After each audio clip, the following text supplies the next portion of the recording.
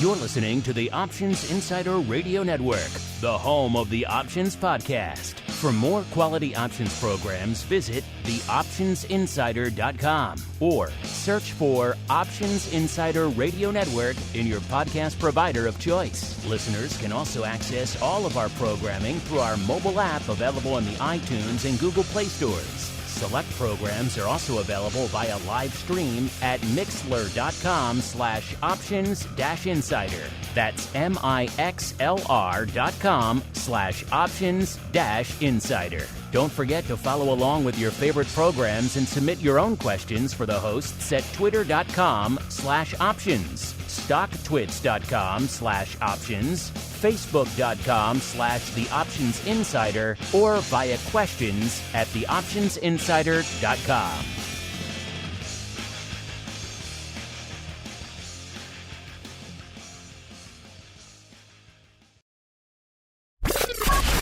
And now, it's time for the show that breaks down the options market from unusual activity alerts to market analysis, strategy overviews, listener questions, and much more. If it involves puts and calls, then our all-star panel will break it down. It's time to hit the Option Block with your host, Mark Longo from the Options Insider Media Group and co-hosts Uncle Mike Tosaw from St. Charles Wealth Management, Mark the Greasy Meatball Sebastian from OptionPit.com, Andrew the Rock Lobster, Joe Benazzi from OptionPit.com, and Henry the Flowmaster Schwartz from Cboe.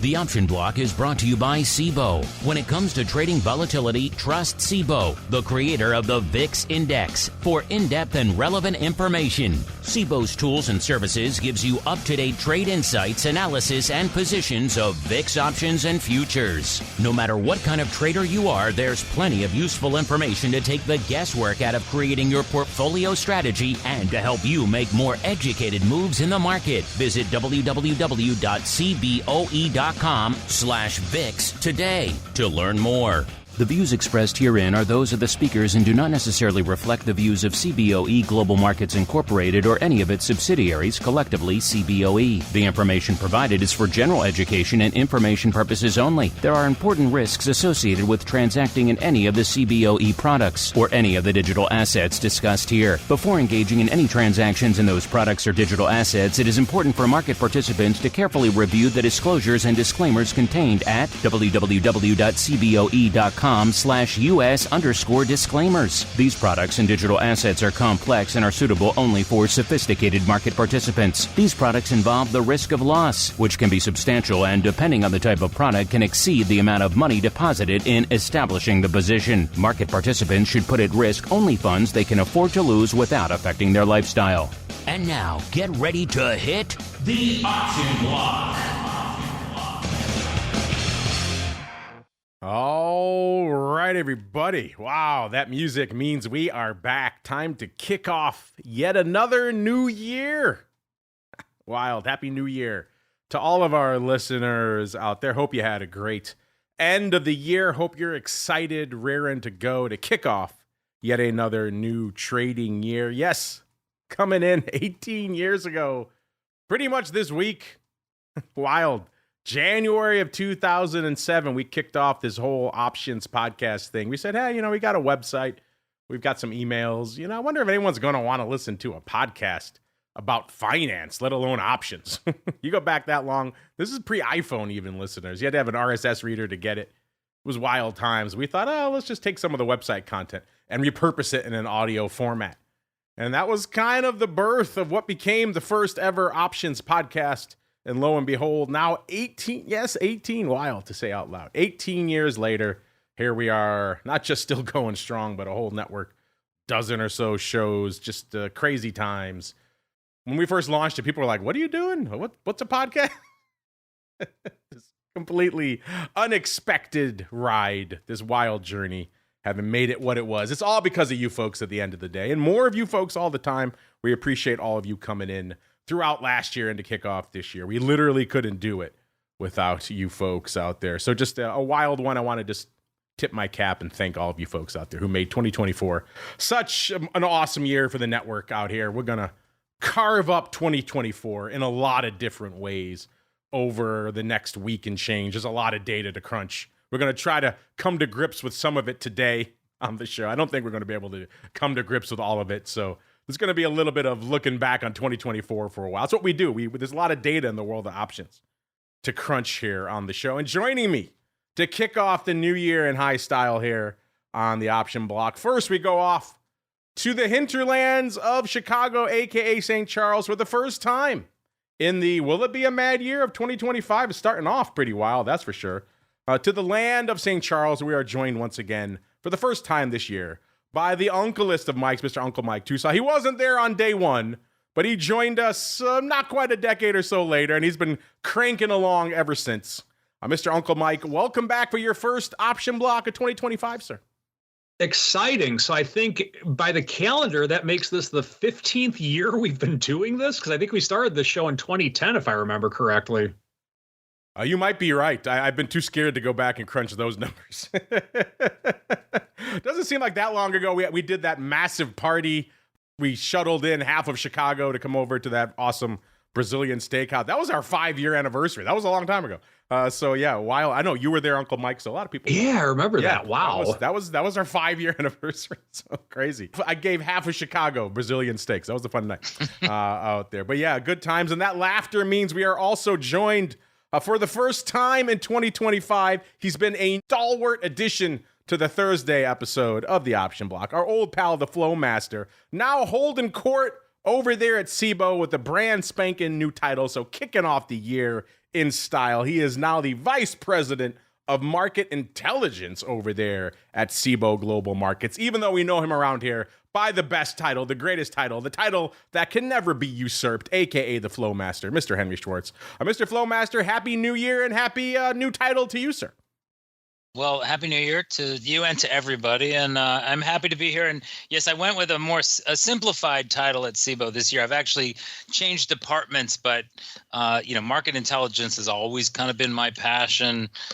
Probably going back even 20 years to when Options Insider was brand spanking new, and and we met up, and I realized that you cared about this stuff as much as I do. But it's a shorter title as far as work goes, and this year's off to a pretty good start too. So for a weird mid-holiday week, we're going to easily break 50 million contracts today. We've got some range in the market, so lots to dig into.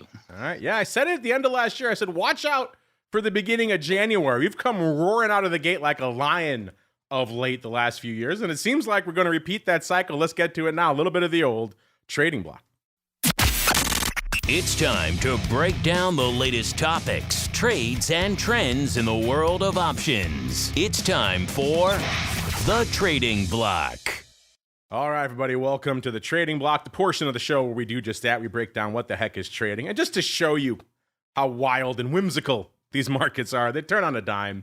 We seem like we have the narrative pretty much set coming into today, kicking off the new year.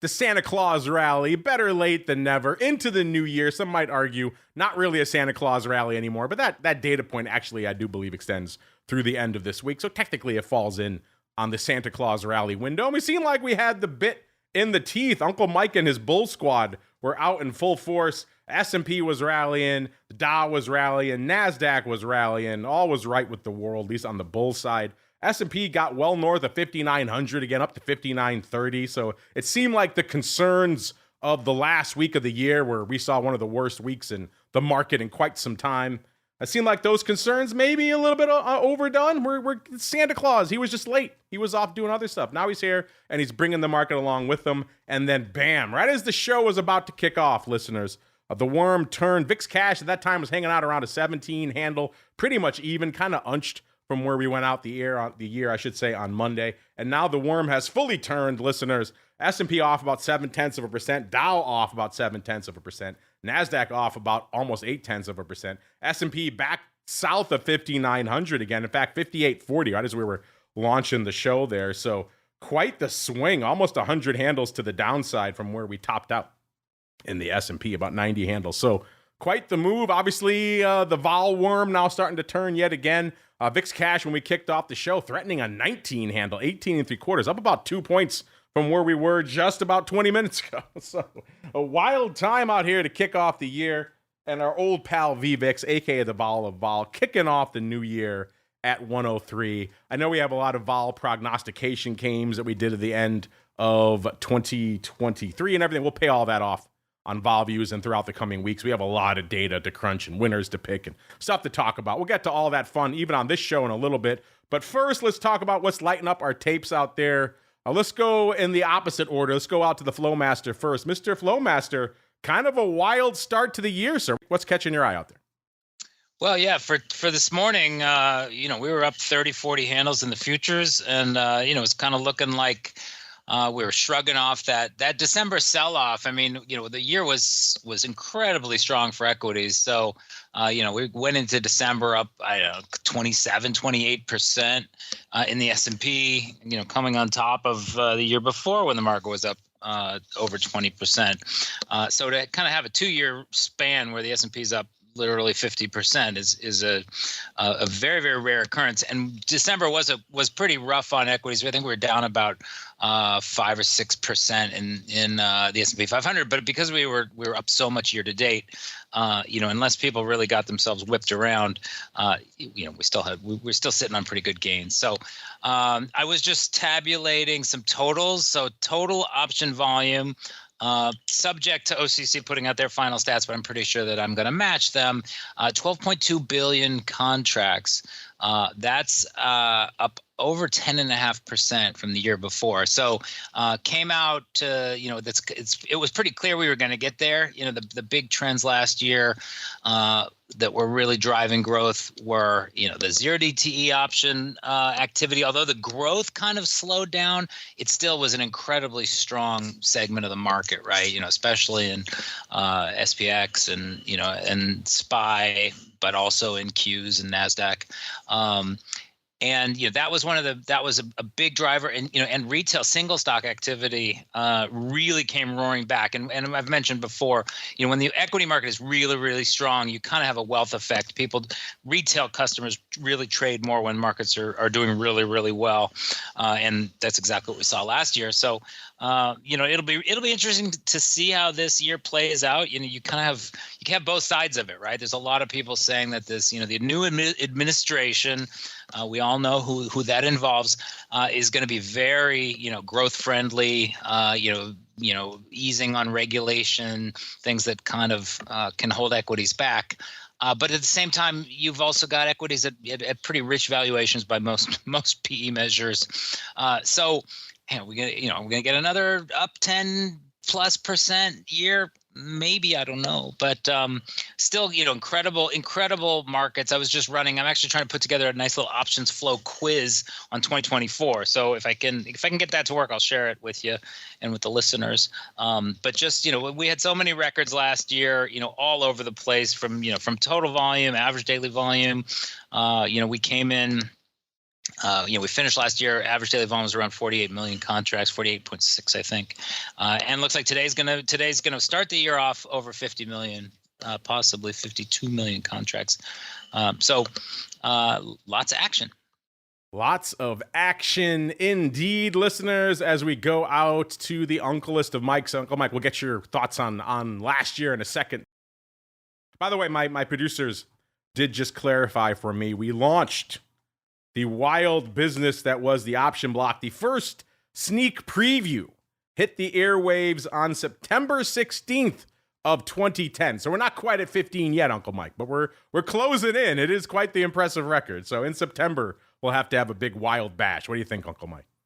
I think that's pretty good because you think of all the great TV shows out there that haven't lasted that long, and here we are going on 15 years. It's something to be proud of. We'll have to get all the old participants back on, get the Viceroy, get Grigas and company from OX/Schwab now. That'd be kind of fun. Get the gang back together for one big palooza. That could be interesting. But Uncle Mike, speaking of things that are interesting, what is interesting to you in this kind of wild kickoff to the new year, sir? It is. And so it was interesting. This morning, I was thinking about making a joke on Twitter saying something like, we're up 30 points in the first 30 seconds. And at this rate, we will triple by, and I was going to do the math on it, but the markets will triple by April or something like that. And now the markets are down. So I didn't get to it quick enough. So it didn't make sense now, and it wouldn't be funny anyway. But with that being said, I'm looking at it, and I haven't said this in a while, but we're negative on the year. That kind of felt weird to say. We are negative on the year right now in the S&P 500. How crazy is that? Anyway, with it, I do think that the fact that we are the day after New Year's, it is still a holiday week. I'm personally not putting too much stock into this.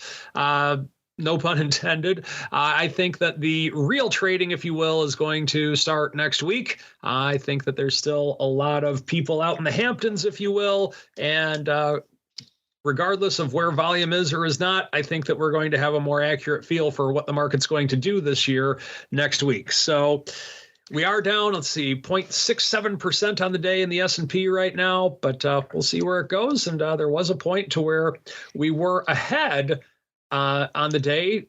But in looking at it with the range of the day today, we've had a 100-point range on the S&P 500 on the day today. So that's pretty crazy, even though it is a holiday week. It's still kind of crazy for the S&P.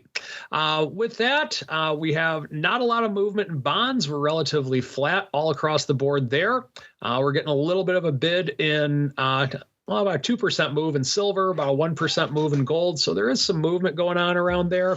The big thing that's lighting up my tape right now in the individual names is the fruit company, Apple. Apple's starting the year off down 3%. At some point, Apple pulls back. But I would say they're pretty close to doing it right now. They had a high of 260 just a few weeks ago. Now they're back down to the 240 level. 242 is where they're at right now. So that's definitely something to keep an eye on at this stage, because it's difficult to have a bull market without Apple. Of course, the big mover that I always like to look at, just for not necessarily purpose of trading, but at least for purpose of seeing a big mover, NVIDIA up 1.5% on the day. So we do have that. Other than that, I would say that of what's lighting up my tape at this point, Apple's probably the biggest eyebrow raiser. I mean, Tesla is down 6% on the day, but it's Tesla. They move. But that's probably the big thing that I'm seeing at this stage is the move in Apple, and the fact that we have a move where Apple is down 3% and the market's down 0.6% kind of makes you scratch your head. So that's what I'm seeing on the day today. That's my story, and I'm sticking to it.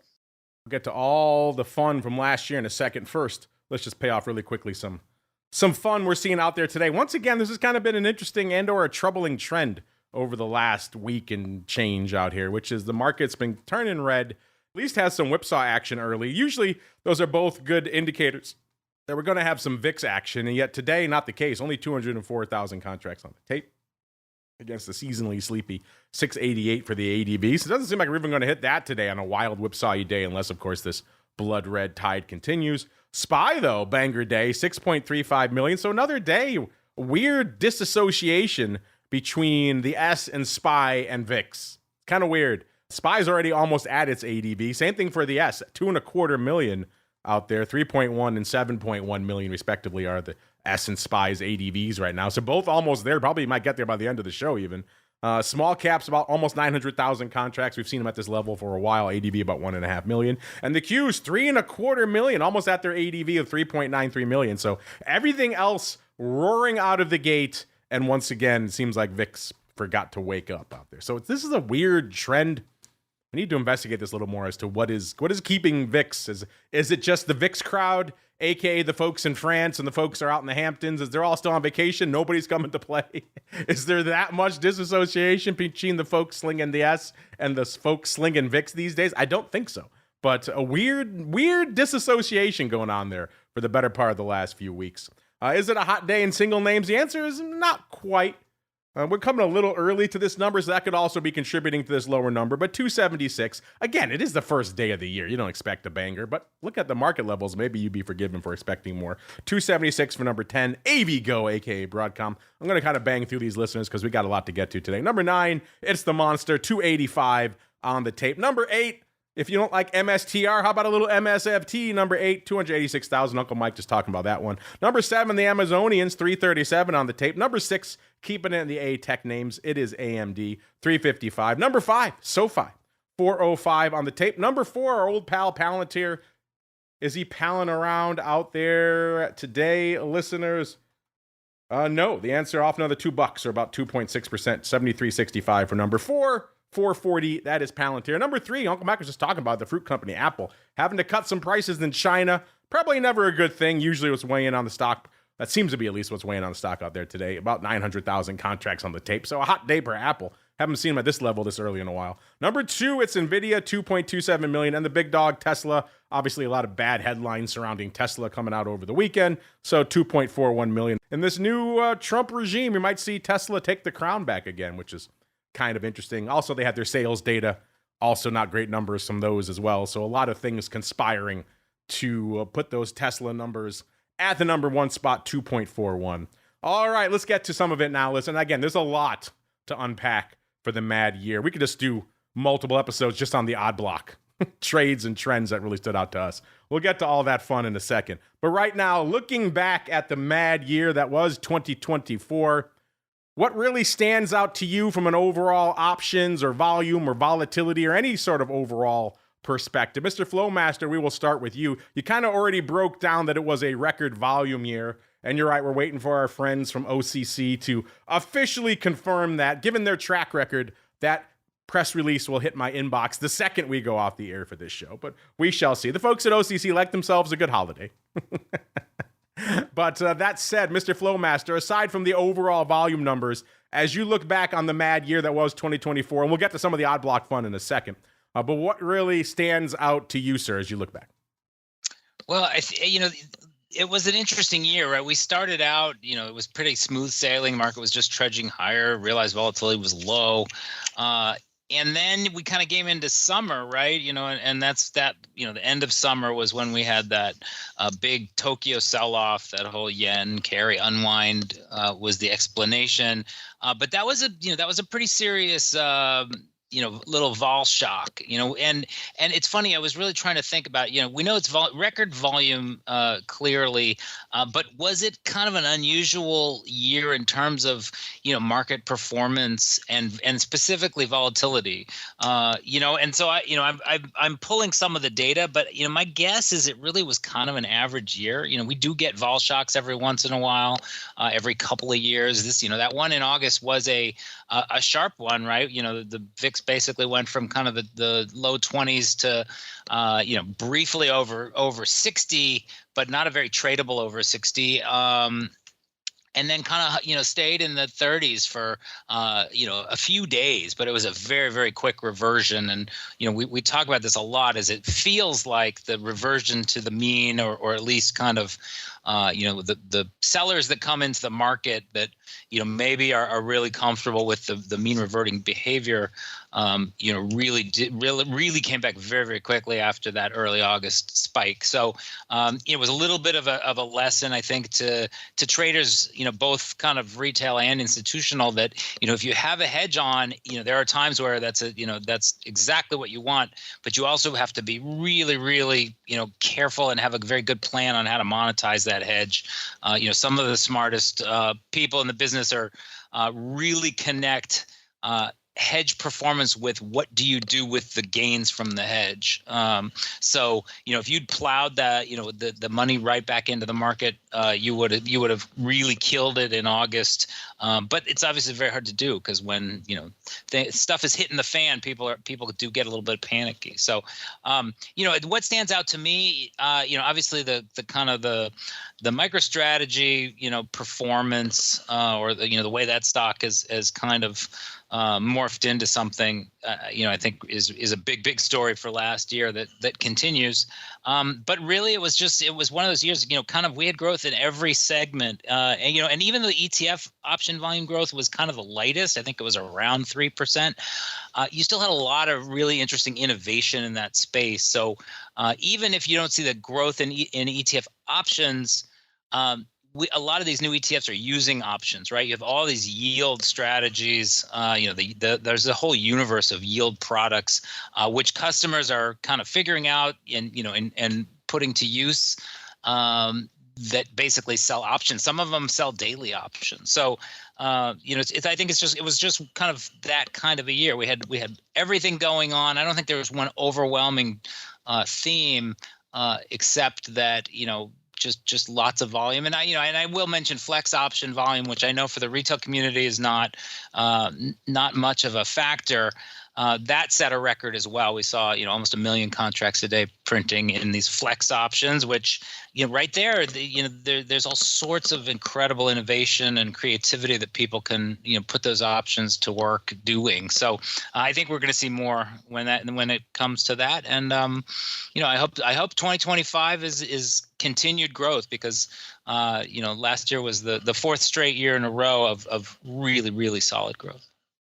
Yeah, a wild year by many perspectives. You're going to hear some of those perspectives in a little bit when we get to some of the odd paper, listeners. There was a lot of it, spoiler alert. If you listen to any of the episodes of this show, let alone oddities, it was a wild year. But Mr. Uncle Mike, now we turn to you, our ray of eternal optimism here on the show for coming up on 15 years. That's wild to say. I remember when it was Uncle and Auntie Mike holding court. He had the mics on the show early on. The OX guys were like, who can we get to that from our firm to represent us on the show? I said, bring me those mics, those two wild and crazy mics.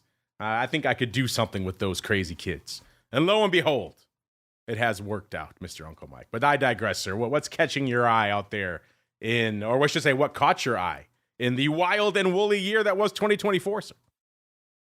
It was pretty crazy in that, and by the way, Auntie Mike still has not forgiven you for giving him that name, Auntie Mike, but I still think it's darn funny to this day. I saw him just like a month ago. He bought me a beer, so he seemed pretty okay with me at the time.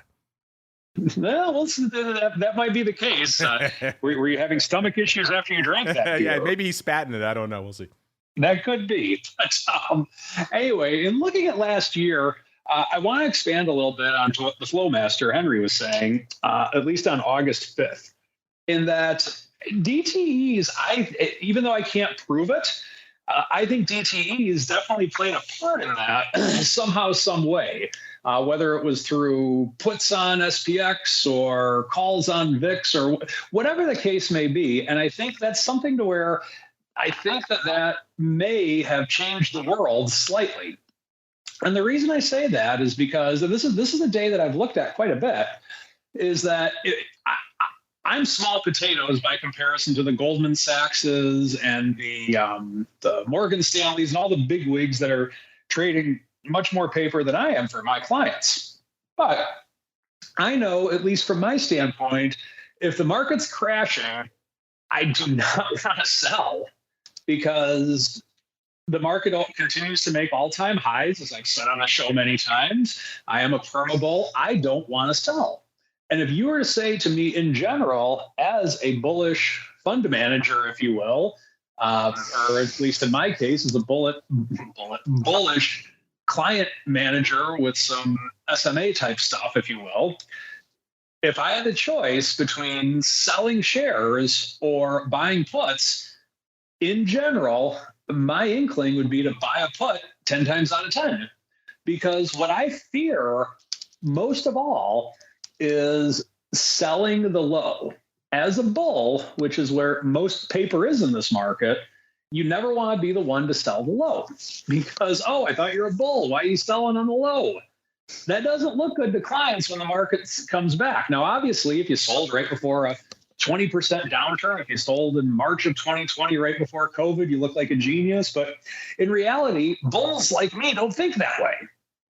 So what I believe could happen in the future is when we do have crazy events happening, instead of there being a rush or a mad rush to sell stocks, we could get a mad rush to buy puts on SPX or calls on the VIX or whatever. And so my evidence for that, or my theory behind that, is just the fact that, yes, the VIX was not very tradable in the times with which it was at in the 60s during that day. But considering we had roughly a little bit over a 4% move in the S&P early in the morning, the VIX really should not have gone to 60. And so my theory is that a lot of it was in some way, shape, or form, instead of the panic sell may have transferred to the panic volatility buy. And I'm really curious to see how markets react next time we do have some type of crazy thing. And in reality, one thing that this show has taught me over the last 15 years is that a crazy thing might not be a crazy thing to the market. Of course, the markets really didn't do much when we had the January 6th stuff happening 4 years ago. Markets really didn't do much when we had a global pandemic continuing to go. We actually had a positive year in 2020. So you never really know what crazy thing is actually a crazy thing. And now with zero DTEs to add to the mix of crazy things, I don't even know what's crazy anymore. And if you ask me, that's pretty crazy. Now, some other things that I have seen my thoughts from 2024, we did not have a lot of bond movement on the year. In that if we're lowering interest rates later in the year, if we have inflation, we have this, we have that, we're really we're right back where we started a year ago. And so that's something that it's kind of surprising to me in some ways, but I would have figured we would have had more movement one way or another. But once again, it shows that craziness might not be crazy in the market's view. And then the other thing that of note on the year was that to me, we did have a nice uptick in silver. We were up over 30 at one point, and referring to SLV.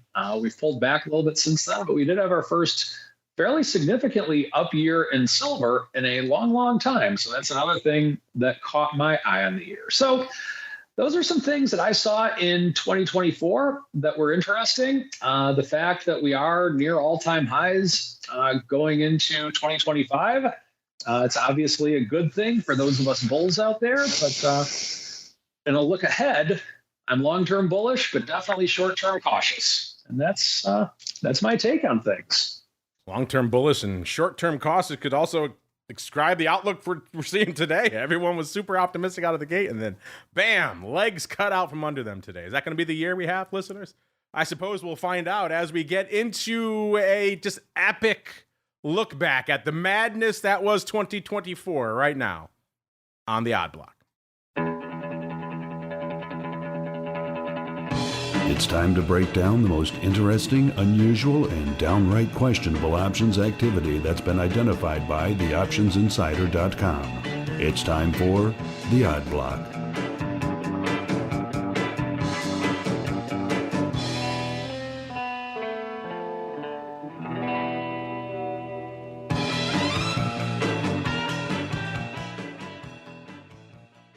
All right, everybody, let's get weird. Let's get wild. For the first time in the mad year that is 2025, we kick things off by looking back appropriately enough at the mad year that was 2024. Now, I have a bunch of things that stand out to me and to us here, the team over at the Options Insider. But even said, if we did the entire show from start to finish about nothing but the odd block trades and trends that stood out to us, we still would fill an entire show. So this is probably going to be part one. We'll have to come back to this. We'll come back next week. We are going to be off next Thursday, weirdly enough, of course, for the state funeral, the state holiday for President Carter. So markets will be closed next Thursday. So no Flowmaster next week, but we'll also get more of his thoughts probably in a couple of weeks when he has time to percolate on them. But Mr. Flowmaster, like I said, I have my thoughts, but I want to get yours in because you won't be joining us on Monday or next Thursday. So let's start there, sir. As you look back on the mad year that was 2024, what are some of the weird, wild trades that stand out and resonate to you, sir? Well, I have an honorable mention, which really just hit the radar on Friday, which I would like to cover as quickly as I can. Not allowed. No honorable mentions. We're already overflowing as it is, sir. No, this is a good one because this is an opportunity that that doesn't come up too often, and it looks, based on the data, it looks like somebody saw it and somebody was on the wrong side, and it happened in MSTX, which is a 2x levered MicroStrategy. So I mentioned before this whole MicroStrategy ecosystem is one of the most interesting things of last year. We see realized and implied volatilities well into the multiple hundreds. MSTU, which is the 2x, actually had a $14 capital gains distribution that they declared on the last day of the year, and so it was about a $50 underlying a stock, and they announced they were going to pay out $14 in a distribution.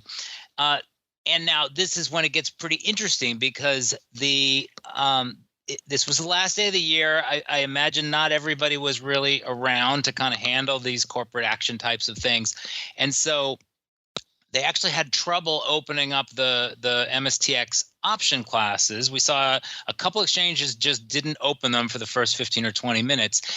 But the big trades that did hit were some $7 and $8 put sellers in the 35 and 40 strikes, which was because the markets that were posted on the screen didn't seem to reflect this $14 distribution, which OCC adjusts the contracts for.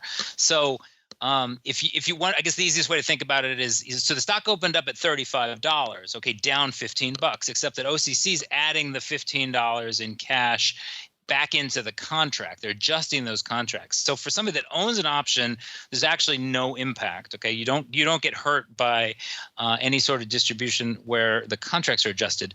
But somebody didn't know that and was actually running the option prices off of the $35 spot price. Okay, so if you have a $35 spot price and you have, say, a $50 or even a $60 put, that looks like it's $25 in the money. So somebody started selling those, and about 4,000 contracts traded in the between like $7 and $9 in these contracts where the strike was $15 deeper than the displayed stock price. But once and then of course the stock halted while everybody tried to figure out what was going on. And then once these things reopened, they were down around $2, because the actual underlying price that you want to put in for those options is the stock price plus that cash amount that goes into the contract. So it was looks to me like a couple $1 million in losses to the market maker that was actually quoting those options without understanding that OCC was going to adjust the contracts. But one little wrinkle in this whole story is the OCC memo on these didn't seem to come out until after the open. And usually when we go to look at a non-standard contract, I'm sure that you've been through this and many listeners, you have to be really, really careful and figure out what's actually in the contract. And usually you go and you look at the OCC info memo to figure that out. In this case, it doesn't even look like the memo came out until the market was already open. So that's a really funky one, but I think it's a really good example of things to really be careful of. Distributions, dividends. That's when physically settled options can get pretty weird. So, and one other thing I want to say is I put LinkedIn posts up from time to time talking about activity and volume and most active contracts.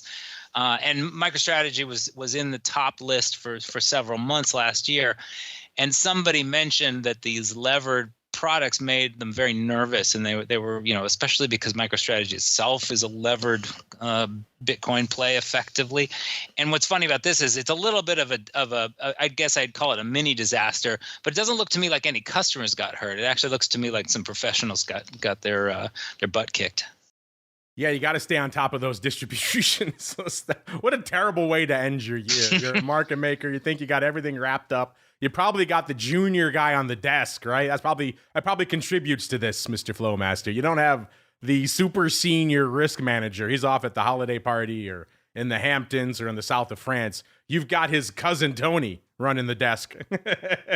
And that's what happens when cousin Tony is running. Wow, that's a quick way to give up your year, Mr. Flowmaster. So yeah, that's unfortunate. That's unfortunate out there. But it was a wild year. On top of that, Mr. Flowmaster, like I said, I have a lot of thoughts, but I have plenty of time to get to that later on or even on the Monday show and into next week. So I want you to have the time to venture spleen, sir, on what wild activity really stands out and resonates to you from the mad year that was 2024. Well, another one that I feel like we lived through was some of the whipping around in China, right? That was, I think it was midsummer.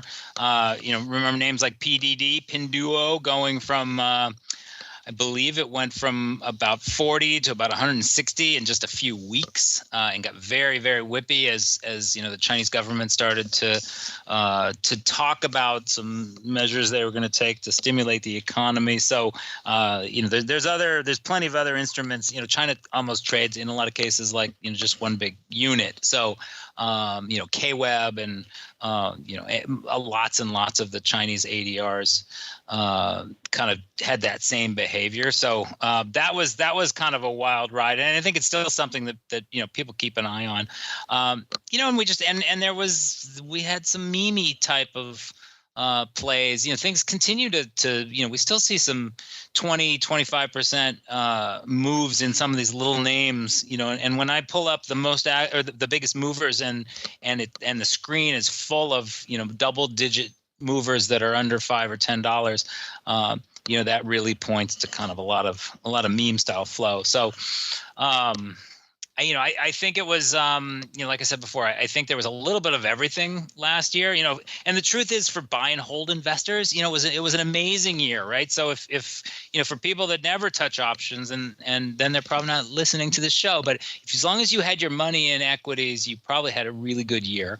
And if you like to trade and, pick your spots, it was a great year for trading around a view. If you're paying attention to the market, there was plenty of pitfalls out there as well. But I just think it's a really good example of kind of the flexibility you get in options in terms of not just putting on delta positions, but spreads to kind of capitalize on the kind of moves we were seeing. Premium harvesters did pretty well last year. In general, the realized was below the implied, although you had a few pockets where we had some, obviously some big moves as well. So a little bit of everything last year is what I would think of it. There was indeed a little bit of everything. We're not going to get to everything like we said today. Listen, I want to make sure Uncle Mike has time for his first block of strategery to kick off the new year. So I will allocate myself 4 or 5 precious minutes. We'll have a lot more time. Don't worry, listeners, to get back into everything that lit up our tape last year. Let's kick it off. About a little over a year ago, we ended 2023, listeners, talking about a couple of big trades right to end of the year. So this is kind of how we wrapped up 2023. We talked about massive, what we termed kind of revisiting of the old Tesla catastrophe puts. If you know what those are, you've been listening to the show for a while. We used to talk about those back when Tesla was around 100 or so, and we talked about people coming in and loading up on the 10 and even the 1 puts, and it just seemed like weird, wild paper. In fact, we made the Flowmaster even created an entire scan just for us on the Tesla downside. We talked about them so much. People started picking them up, running with it. It became a big thing for a while out there, listeners. But we haven't talked about those in a while. But at the end of the year last year, we did talk about somebody coming in and doing almost the exact same thing in Nikola. They bought 50,000, total of 125,000 of the Jan 1 puts for a whopping 52 cents. Now, the stock at the time, when you hear it, might make more sense, 81 cents. Still, it was a weird choice. 19-cent in the money puts. You're paying 52 cents. Kind of a strange do, as the kids say. So we kind of ended the year with a weird one. Nikola had a wild year, got up to $34.50. So if you factor all that madness into account, it's been a wild time. But yeah, right now, Nikola hanging out at $1.28. So I guess if you own the stock, you're happy. If you bought all those puts, maybe not so much. It was a very weird one to wrap up the year. We also talked about some weird flow in late December in GameStop. You remember that name, listeners? Kind of had a bit of a resurgence early last year, all the Roaring Kitty madness, lighting a lot of stuff up. But it's actually started before then, in December of 2023, actually. Talked about, there was actually the Flowmaster coming in talking about the Jan 127 half calls. Yes, you heard that right. At the time, they were about 700% above where the stock was trading. 12,000 contracts going up for around a dime, listeners. So weird, wild times. Spoiler alert, we didn't get to 127 half this year. We got to 64, almost 65. And that was back in, looks like, the May timeframe and all that Roaring Kitty stuff, and again, threatening it back in June. So, yeah, we ended the year going kind of wild, and we came into the year hot. once again high. I've said this before, the markets come roaring in, and we also saw some wild activity, including kicking the year off, first week of the year, January 8th, with going back to our old pal, the Hun, aka the Huntsman. We hadn't talked about that one in a while, and someone was coming in for size, drawing a pretty sizable line in the sand, at least when it comes to the Huntsman. Back on January 8th, we talked about nearly 14,000, someone blasting away at the Feb 22 puts. They got them off for 18 cents, and the stock was about 24.5. There were earnings in February. It looks like right after expiration, though. Actually, almost right on it. So playing fast and loose with some premium out there, listeners. And the stock ended up going out at expiration almost exactly unchanged, 24.41. Those puts were still open. So it looks like they kicked off the year pretty well, pocketing about $250,000 on that bad boy. Again, that was just the first week of the year. Getting out another couple of days to the 11th. This is another name that was pretty hot early in the year, listeners. This is Goodyear Tire. Remember, I was talking about them a lot, ticker symbol GT for a while there. Well, they had a whole call palooza going up on January 11th to kick things off. Talked about them multiple times, but that was kind of the first time they came on our radar in 2024. It was a big slew of the Feb 15s, including about 2,500 for 21 cents. The stock was $13.13 at the time. They came back in, did 1,100 more for about 25 cents. They did a total of 7,000 and change on the day. Again, these were the 15s, listeners. Feb 15s. Guess where the stock went out? 12.31. Looks like a lot of these were still open, so unfortunately, no bueno for our GT optimism out there. No love to kick off the year. Looks like though some folks managed to close some of these. Looks like they did bail on some of these a few weeks later for 30 cents. So there was some back and forth paper a few weeks later. So it is possible that a good chunk of our friend here who bought them for around 20, 25 cents managed to scratch or maybe even make like a nickel on some of these. So it is possible, even though there was still size open, some other folks could have come into play since then. So interesting stuff out there. Again, I'll just squeeze in one more now. Listen, we'll have plenty of time in the next week and change to go through all the stuff that really resonated to us. Again, we're only a couple of weeks into January right now. We'll just wrap it up here and then we'll get to the to the Unkless of Mike's with another name that was popular this year. This was popular with the Flowmaster, popular with us, came up on our scans a lot. It first came up on our scans back on January 18th. This is Cenovus Energy Inc., aka The Cave, Canadian integrated oil and nat gas company. Again, first coming on our radar. Actually, it was the Flowmaster. I think we talked about it first on January 18th. We talked about 80,000, so sizable. 80,000 of the Feb 17s going up, listeners, for prices around about 70 cents or so. No, that was actually 15s went up for 70 cents. 17s obviously going up for less than that. And it's been kind of a wild year in Cenovus. It sold off to about a little bit shy of $15 back in January. Actually, the day this trade went up, that's when it hit its low. So this person could have scooped some lows. Stock took off, but it looks like, yeah, these were Feb, so they didn't give themselves a ton of time. And by the time, the stock closed on February expiration, the stock was $17.41. So the 15s, you did all right on those, 70 cents, obviously. The 17s, not so much.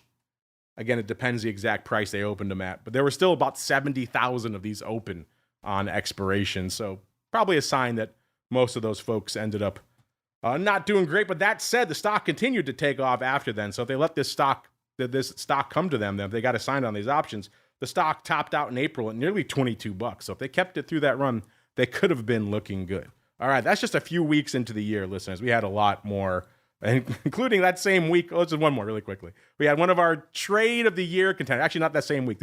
Remember, it was a leap year last year. So what better thing than to have some weird, nonsensical paper to go along with it? How about NVIDIA 1500s? Yeah, 1500s, listeners. Went up 5,164 times for a penny. Now, we talked about a lot of these types of trades.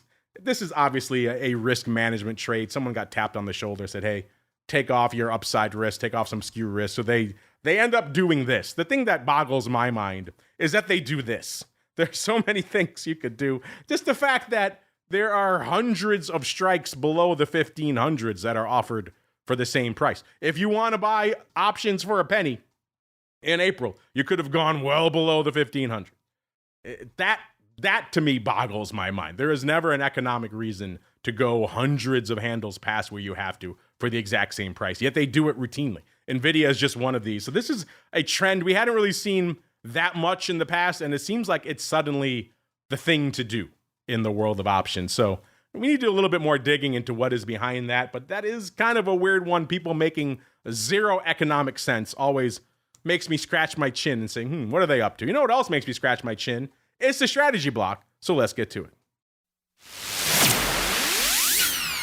It's time to dispense options wit, wisdom, and education. It's time for the strategy block.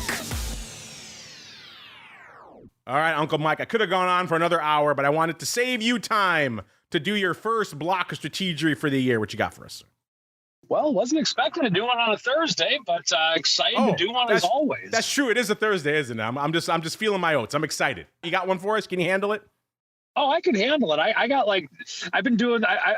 done over 1,000 strategy blocks, I don't know. I've done a lot of them, so I can do this. It just seems wrong to kick off the new year without a strategy block, doesn't it? No doubt. But with that being said, what I'd like to go through today is I want to take us back to the year 2009. I didn't become a money manager until, like July or August of 2009. But January of 09, I apologize. We're going to go to 08. 08, actually. So forget what I said a second ago. We're going to go back to 08. Now, I'm not doing this strategy anymore, but I did at the time, and I want to illustrate a point of what you can do with it and the importance of having an entry point and an exit point. So what I did is in January of 08, I had decided that I wanted to make sure that if the market opened down on the year, I was going to not get into the market. So in other words, I remember I made up my mind. I was still working at Options Express at the time. This wasn't with anyone else's money. It was with my own money or my family's money. And I decided that, you know what? It's the first day of trading. I'm not going to buy any options or anything until we're actually up on the year. And so from there, and I did have some other buy and hold stocks and some other parts of our net worth, but I'm like, you know what? I'm just going to stay on the sidelines until the market's actually up on the year.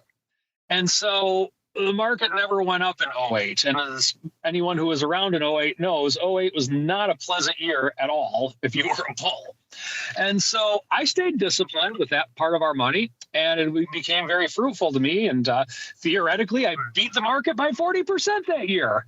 And that's something that I really learned a very valuable lesson from. And the lesson is yes, I made my decision right there on the spot, and I was fine. I'm like, oh, okay, when the market's positive on the year, all right, crap, I'll miss out on a couple points, big deal. But what that did for me is that showed me the importance of having an entry point and an exit point. And that does do a lot of good in terms of keeping your discipline with your trades. Now, it's January right now, and if you're still not in the market yet on the year, you're still trying to figure out what you want to do on the year, the thing that I want to emphasize is you don't necessarily need to do what I did, because it made me think of it today, seeing the market down the first day of the year. But what I would highly recommend is the importance of having entry points and exit points picked before you actually get into a trade. And that is the first one of 2025. All right, listeners, now it's time to go around the block for the mad new year that is 2025. It's time to tell you what we'll be watching on our trading screens until the next episode. It's time for Around the Block. All right, everybody, welcome to Around the Block, the portion of the show where we tell you what we're keeping an eye on for this first mad week of the new year. You know, if you folks want to get in and get some wild predictions in as well, we'll have time for that in the coming weeks. We'll have official prediction categories for you folks to chime in on. But that said, if you folks are feeling a little antsy, you want to get out of the gate hot now with some wild predictions, you can do that. Mr. Flowmaster, we'll start with you. What are you keeping an eye on for the first week of the new year? And you got any predictions or trends you want to lay out for the folks now for the rest of 2025? Or do you want to mull on it and keep your powder dry and come back to it in a couple of weeks?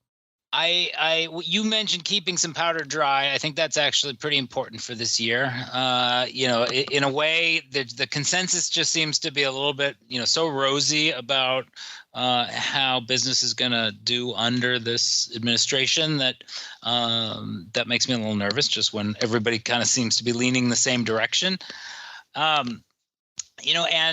Something that Mike said, just having a plan is crucial. Before you start the trade, you really should never get into anything unless you know what your plan is, even if it's not, it doesn't have to be down to the last penny. But if you say, listen, I'm going to take, half my gains up X%, or I'm going to get out if this, if it goes against me by this much, that's kind of just a common trait among successful non-emotional traders, because the emotions of making or losing money really do kind of screw with the behavior. So I think that's crucial. I'm going to be watching some earnings as they come in, but I think in general, certainly for the first month, I think everybody's going to be looking at Washington to figure out first of all, if we run into some sort of a shutdown situation, and then really what the first things that Trump's going to do, and Elon, I guess, because he seems to be pretty deeply involved as well.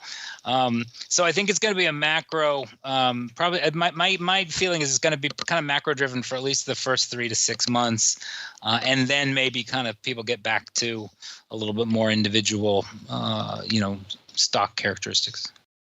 Mr. Uncle Mike, same question for you, sir. You already went on a limb with your Bitcoin prediction, so you could save your rest. We'll have official predictions to come. But if you have to share anything, get off your chest, have at it. And then B, what are you keeping an eye on for the first week of the new year, sir?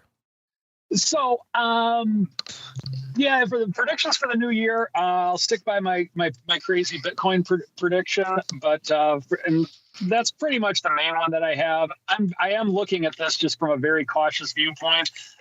Everyone knows how bullish I am in general, but I'm very cautious just because when you have two explosive up years like we have, what goes up must come down in some way, shape, or form. And I'm still bullish, but definitely cautious. So that's kind of where I'm at right now. And that music means we are at the end of the show, listeners. But before we go, let's go around and have everybody chime in on what they have cooking that may interest you. Mr. Flowmaster, I know you folks are always cooking up interesting, cool things over there in the land of Cboe. Where should folks go to check it all out, sir? Cboe.com/RMA. You can see the offerings that we have in terms of data and platform, and feel free to reach out, request a trial.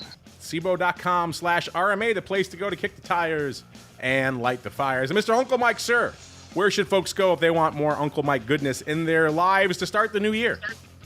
stcharleswealth.com if you're looking for a financial advisor who loves options but doesn't like Bitcoin. That'd be even more rare the more I talk. stcharleswealth.com, or you can follow me on Twitter at Mike Tosaw, Tosaw. Give the man a follow over there, stcharleswealth.com. We have a wild question of the week going on right now. We kind of put it up to end the year here, and it's still going, obviously, to kick off the new year, which is quite simply, which asset class do you feel has the most upside potential? If you remember the show on Monday, after the first hour of voting, it was all vol and crypto. And you know what? That's still pretty much the case. Vol is leading it with nearly half of the vote, 49.3%, 22.7%, number 2 for crypto. Equities, distant third, especially compared to vol at only 20%. And fixed income bringing up the rear at 8%. We got a bunch of silly write-ins. We'll get to all that fun in a little bit. Get over there, add options, and make your voice heard. That's going to do it for us on the OB for today. Back again in a little bit for a little year in review look over there on TWIFO. What was like off the tape over there in futures options? Well, you got to tune in to find out. Back again tomorrow to talk about the mad year that was 2024 from a vol perspective. On Vol Views, I'll be joined by Mr. Dr. Vix, who's back from his globe-trotting, and a bunch of other fun characters. So stay tuned for that. And then, of course, we'll wrap up the week with some wild oddities, action, looking back at some of the mad trades as well. So should be a fun one. Then we're back again on Monday, another episode of the Option Block. Stay safe out there, everybody. The Option Block is brought to you by Cboe. When it comes to trading volatility, trust Cboe, the creator of the VIX Index, for in-depth and relevant information. Cboe's tools and services gives you up-to-date trade insights, analysis, and positions of VIX options and futures. No matter what kind of trader you are, there's plenty of useful information to take the guesswork out of creating your portfolio strategy and to help you make more educated moves in the market. Visit www.cboe.com/VIX today to learn more. You're listening to the Options Insider Radio Network, the home of the Options Podcast. For more quality options programs, visit theoptionsinsider.com or search for Options Insider Radio Network in your podcast provider of choice. Listeners can also access all of our programming through our mobile app available in the iTunes and Google Play stores. Select programs are also available via live stream at mixlr.com/options-insider. That's mixlr.com/options-insider. Don't forget to follow along with your favorite programs and submit your own questions for the hosts at twitter.com/options, stocktwits.com/options, facebook.com/theoptionsinsider, or via questions at theoptionsinsider.com.